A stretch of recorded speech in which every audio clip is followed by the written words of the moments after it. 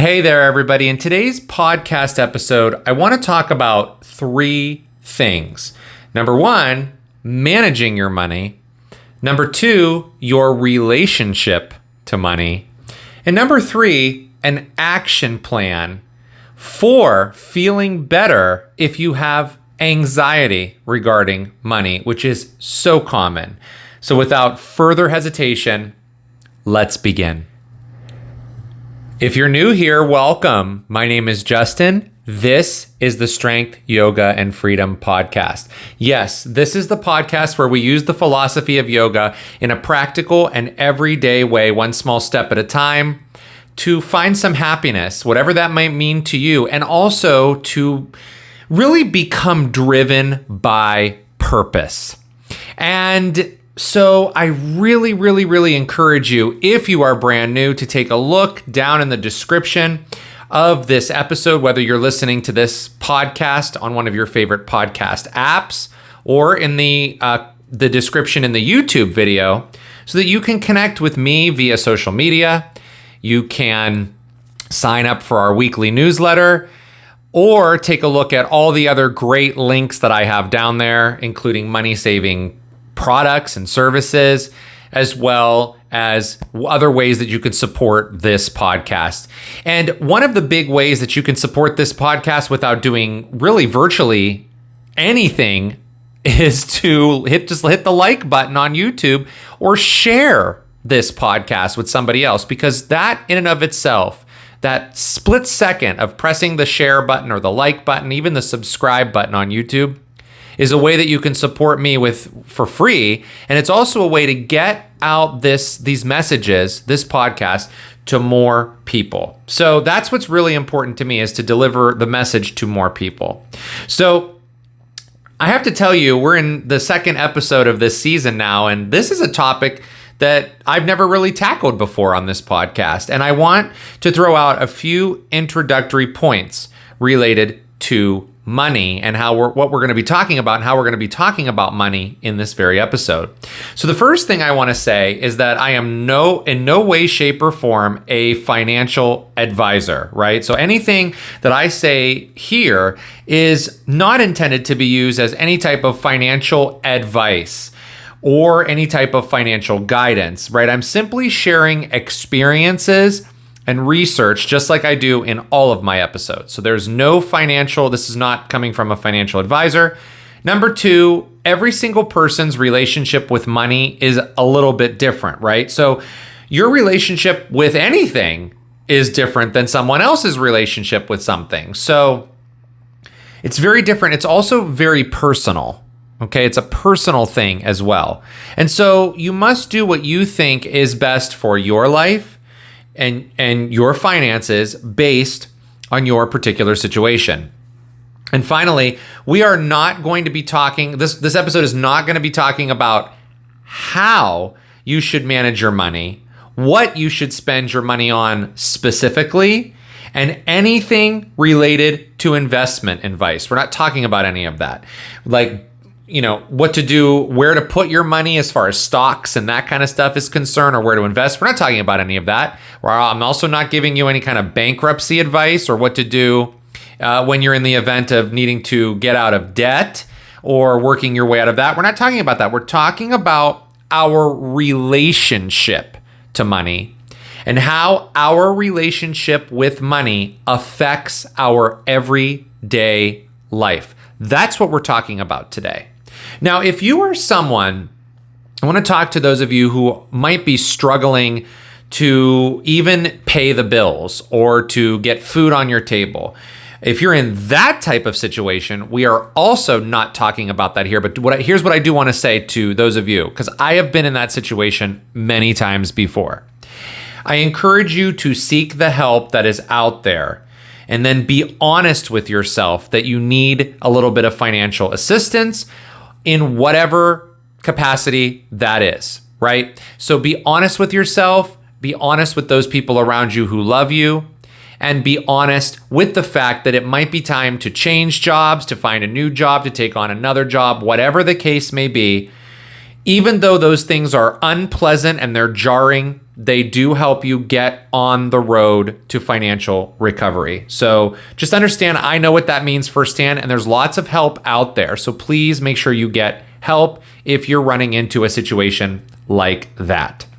So let's begin by linking the practice of yoga to money. So how in the world does yoga affect how we deal with money and how we feel about money and our relationship to money and all of that good stuff? Well, yoga has a variety of limbs, right? So if you think of a tree growing, which in yoga, we really come down to roots.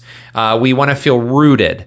And trees have roots, as we know, and then the tree grows and the limbs and the branches start to, expand off of the trunk, off of the base of the tree, because the limbs still keep the foundation in mind as the tree is growing bigger and bigger.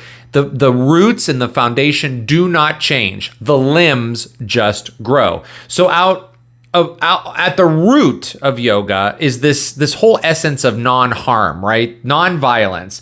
That's ahimsa, by the way, which is where all yoga begins. Non-violence, a way to move yourself into a higher level of consciousness. Yoga means to yoke, to combine the physical, the mental, the spiritual, and everything else to help you discover and move towards your purpose in a higher state of consciousness.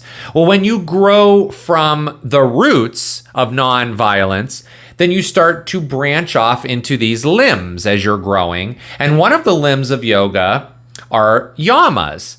And yama is a sort of a restraining behavior. It's an ethical way we practice yoga off of the mat. If you've been listening to this podcast for a while, you have heard me talk about the yamas and niyamas many, many times. It's where I get a lot of the material rooted from, so to speak, with the roots in the yamas and the niyamas.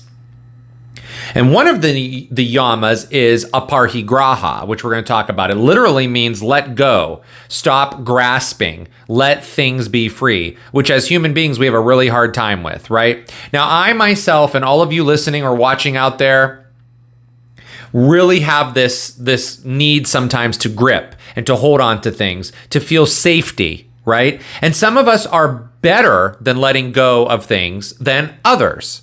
It just depends on a lot of different factors. But we all try very hard at times to keep a grasp on certain areas of our life. We try to hold on to things, we try to hold on to people, and those are death traps when we do those things, because when we hold on to people specifically, we often tell ourselves and we disguise that as the fact that we're protecting somebody. But in reality, we're not protecting anybody. We're suffocating other people when we try to hang on to them and hold on to them and hold on to our expectations of them as well. So money is something that we tend to want to grip and hold on to, and we often feel like we don't have enough money. So the first question I want to ask you with regards to money is, what is the number? What is the amount? What is a specific raw quantity of money that you would ideally like to have in your bank account to feel as though you are, quote, financially free? Is there a number somewhere where you feel like you will be financially free if you hit that number? So think about that number for a second. What is the number that you thought of? Was it $100,000? Was it $500,000? Was it $1 million? So here's the deal, my friends. When you do an exercise like this, a couple of things happen. And I'm doing this exercise with you because this is an exercise I've done before. Most of us actually think of this number, and we actually think of the number that is lower than where we really could reach, what kind of potential we could financially reach. And so what we do there is we limit ourselves, number one. And I firmly believe we shouldn't limit ourselves. We do enough limiting of ourselves day in and day out when it comes to things. We don't want to limit ourselves when it comes to money. But I also believe, in that same regard, that if you were to hit that number, that target, for a lot of us, we still will feel anxiety of the fact that we may not have enough, even though we have reached this number, this goal number. So we still might have this anxiety of, oh gosh, we still don't have enough, because now you have to maintain that particular, we could call it lifestyle, we could call it change in your financial portfolio, you could call it whatever you want, but now you're managing it on that level. And so that anxiety doesn't go away. And listen, the research tells us it doesn't go away.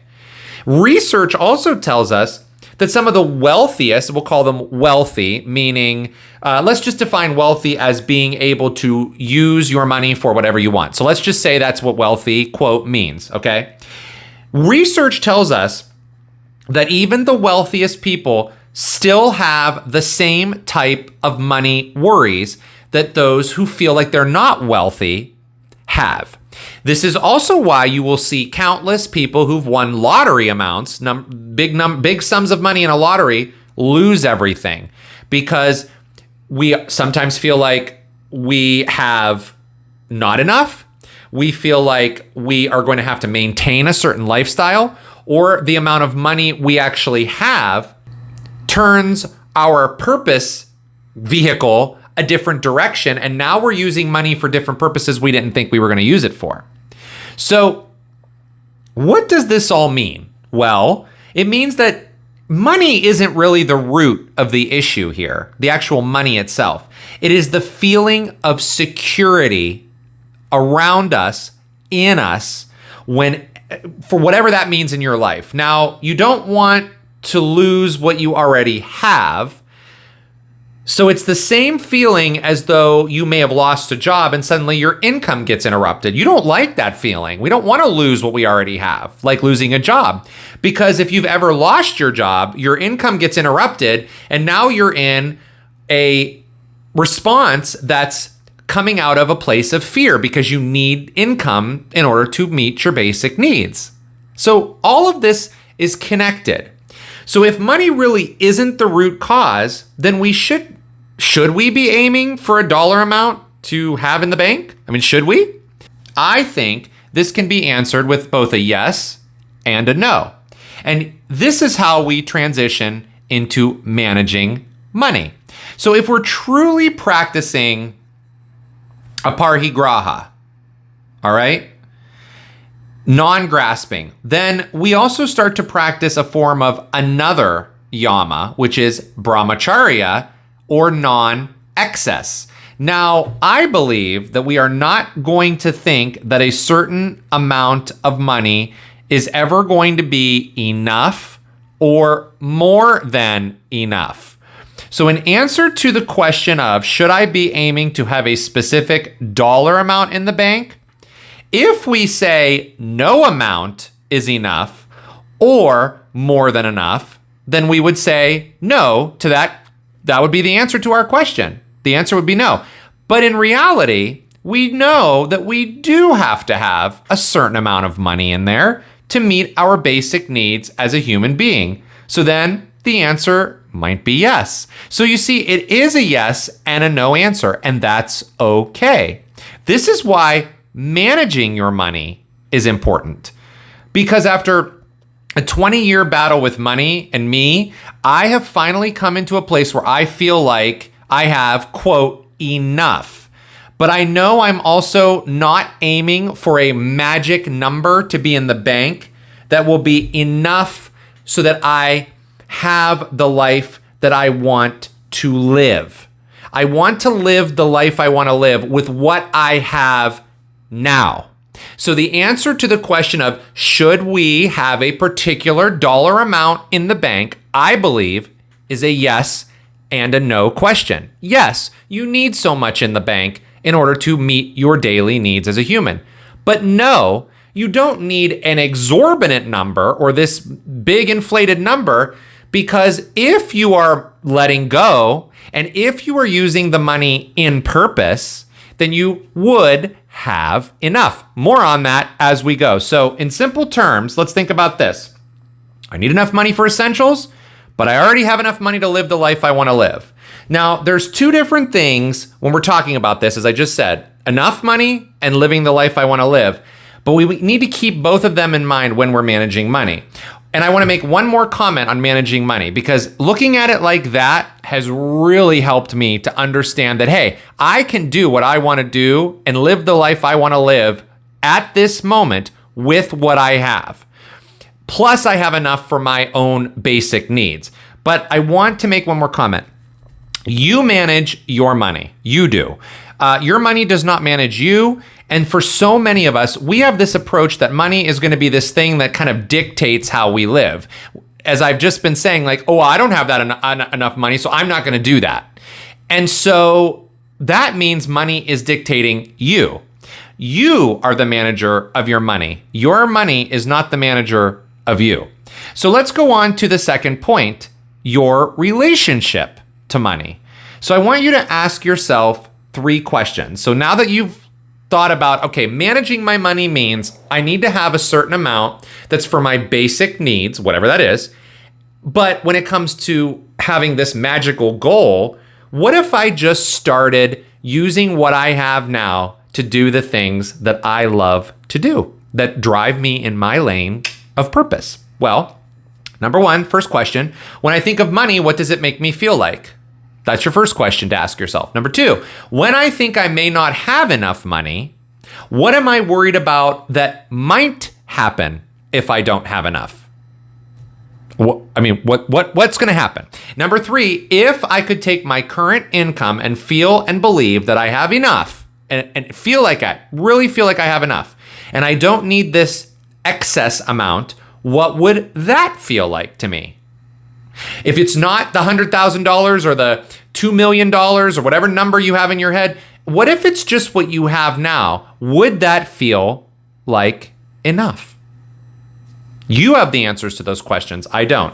You see, your relationship to money could very well be a carryover of the environment that you were brought up in. I know for me, I was always taught that money was something that only certain people would have enough of, and that it was like that lottery. You might get lucky and be able to have enough money or make enough money or get enough money or whatever it might be, or you're going to wind up on the struggle bus all your life. That's what I was taught growing up.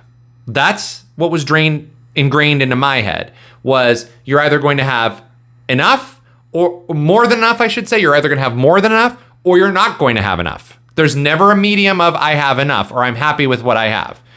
Now listen, I don't want to struggle. You don't want to struggle. That's probably why you're listening to this podcast, because you don't want to struggle and you want to come into a little bit of a different form of your consciousness, of thinking.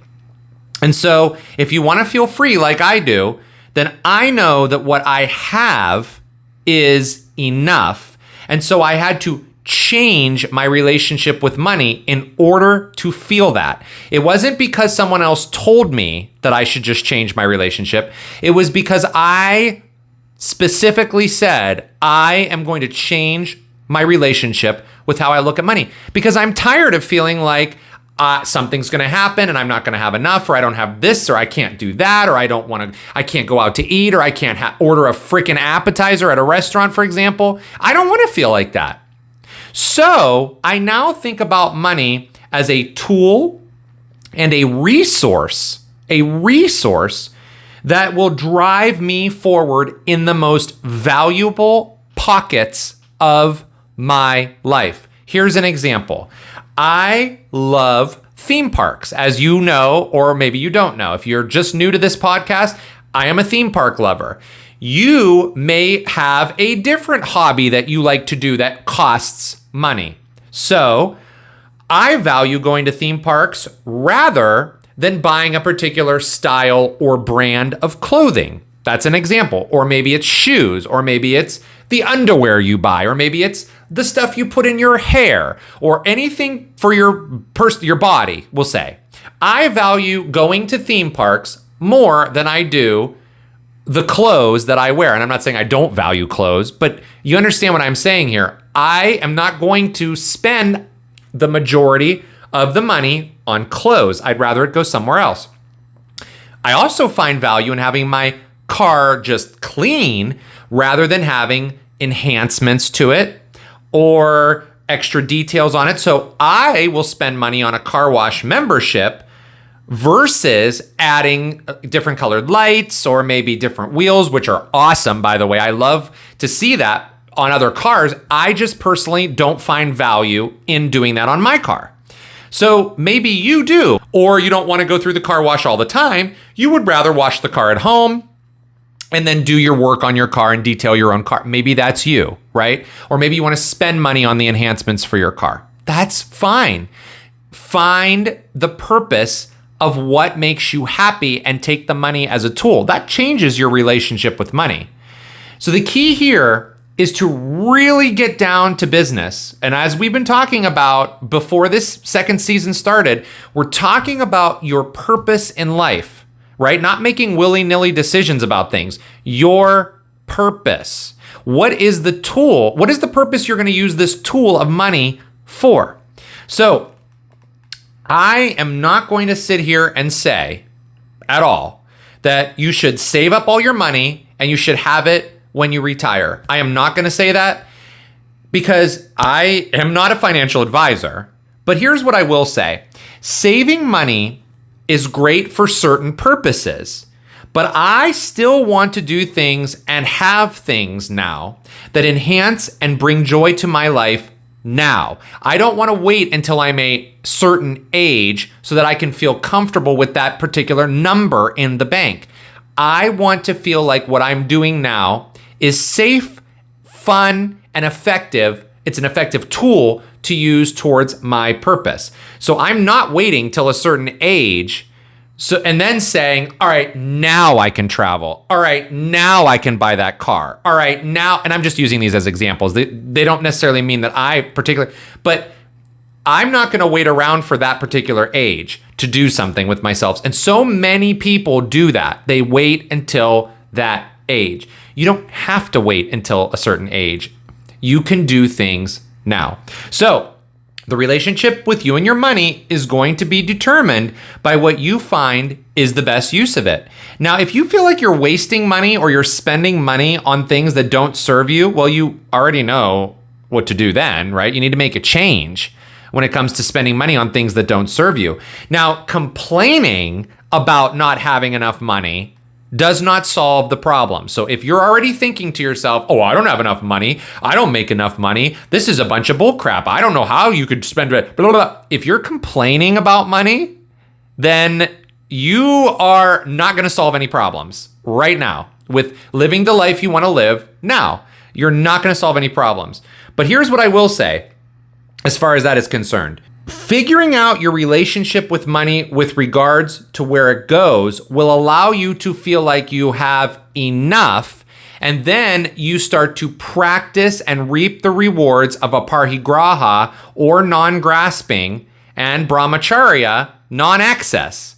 So let's talk real world here and an action plan for maybe thinking a little differently about money, because now we've talked about the relationship that we have with money. And we talked about thinking differently about how we manage our money. And really it roots down into this money is going to be used for this, and this is a good purpose, or this is not a good purpose. And let me tell you something else. If that means you have to change where you live, if that means you have to change how much you're spending on coffee in the mornings, if that means you have to change your job, if that means you have to change what's in your house, or you sell things, or whatever it is to change your life, working on changing your life also means working on the relationship that you have with money. So let's talk about that real world action plan. Number one, the most real we can get here. And as I just said that, as I just gave you some brief examples, if you need to meet your basic needs, okay, or you've seen some kind of a downturn in your income, or there's been layoffs or something else has happened, you must take action to find a different job right away. Complaining about not finding a job doesn't get you anywhere. You need to start thinking about getting another job and take action. Get out your resume, whatever that means. There are a lot of jobs up there. And remember, your purpose doesn't necessarily have to mean your job. A lot of us work in jobs that are not specifically 100% aligned, and I mean aligned, like right down the line with your purpose. And that's okay, because doing certain jobs creates skill set. And skill set is something that will be aligned specifically with the purpose you are driving yourself toward. So your job could be what you're doing to live in your purpose, okay? But for a lot of us, it's not. So really getting real about meeting your needs means, and I mean just meeting your needs here, number one, meeting your needs, then you need to have a steady flow of income, especially if you've experienced a downturn. So realize that you can't wait around forever to find the quote perfect job if you need the money to, get yourself moving and get your basic needs met. Now, number two is I'm not a fan of budgeting at all. I think it's extremely important to know where your money goes. Very important. But I don't like to think of that as budgeting.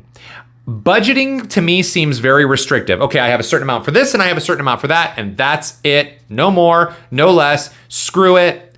Okay, that doesn't work for me. Maybe it might work for you. Doesn't work for me. I'm not a budgeter. But what I do is I look at how much money needs to go to bills down to the penny. This is the amount that goes to bills. And then I know how much is going to fun money. Fun money is not going to be saved for the next, 35 years until I, quote, retire. Fun money is going to be used now without guilt, without shame, without fear. It is to be used right now. That might be $20 for you. That might be $10. That might be $400. Whatever it is, the fun money is important to living the life that you love to live right now. There are some times where you're going to have less fun money expenses because you just, depending on what's going on in your life, maybe you're not doing as much as you did. But what's important to you? Really, what's important to you? And then I look at how much goes into savings, how much goes into investing, and that stuff gets equal weight on it as well. Now, I don't mean that equal amounts go to each thing. Like equal amounts will go to bills, equal amount goes to fun, equal amount goes to investing, and equal amount goes to saving. That's not what I'm talking about. There is a weight put on it. So it might be a percentage of the income that I bring in per month, and my income fluctuates. So it might be up and down, and I might have to make small adjustments. But it's an equal relationship that I place on all areas of my financial empire, kingdom, I don't know, whatever you want to call it, right? So let's talk about number three. I'm not somebody myself who is making huge sums of money where I can just easily throw money wherever I want. I'm not in that position. I'm in the same boat as probably most of you are in. Whereas you have an income, whether it's steady or it's fluctuating, and you have to work with what you have instead of deciding that what you have is not enough. So I have faced bankruptcy in the past. This was before I learned all this, by the way. I have faced bankruptcy in the past by mismanaging my money, by having a poor relationship with my money. Same goes with credit cards, debts, all of that crap, right? I've almost lost vehicles. I've had medical bills, all of that stuff. And I call it crap because thinking back on it, my relationship with money was so bad that I never thought I had enough, and I always thought it controlled me. And then I was putting money where it didn't belong into places where it didn't serve any kind of purpose, thus leads to credit card debt, to medical debt, to all these bankruptcies, all of that stuff. That's what ends up happening. For me, that's what happened. And that's what happens based on the research to a lot of people. So when you start putting money stupidly in the wrong endeavors, or you use it to gamble like I did in the past, where if I have an addictive personality and I get addicted to things real quickly, it turns into a problem. So you have to change your relationship with money. Again, I was not running my money was running me. So now I know where every single cent goes and why. Why do I know that? Because we return back to the question I asked earlier. Should we have a certain number in the bank?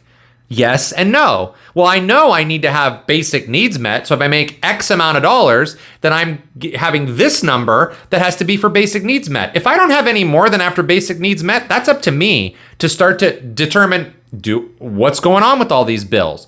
How else am I going to bring in income? That's my responsibility, not somebody else's, my responsibility. So the key here is to really think about the money in the directions that it's going and having the equal relationship to where it's going. I find value in investing. I find value in savings. I find value in fund money, and I find value in bill paying. Those are the categories, and I find value in all of them. If you think one is shitty and the other is not, your relationship to money is going to be skewed. So what changes might you need to make here? As I've mentioned a couple of times before, you need to look at your values and your finances. This is where I'm going to leave you for this episode, right? I want you to start thinking about that. Your values and your money. Can you put $5, if you want to take a trip to Europe, can you put $5 a day somewhere for a trip to Europe? It doesn't mean you're going next year. Maybe it means you're going in 4 years or 3 years. Could you put $5 away if that's really something you want to do? $5 a day or a month? Maybe it's $20 a month, $25 a month. I've gone on cruises where I've paid $20 or $30 a month over a couple years, and boom, I was able to go on a cruise.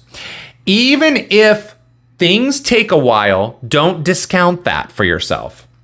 You see, this is where you're taking control of your money. Hey, I want to go on this trip. Hey, I want to buy that. Hey, I want to go to that school. Or I want my children to do this. Or I want me and my partner to do that. Well, if that's really what you want, you need to make that happen. But the first place to start is to change your relationship to your money. And number one is just let go of the grip that you don't have enough. Because if you really don't have enough in those basic needs met, you're going to have to make some other changes big time.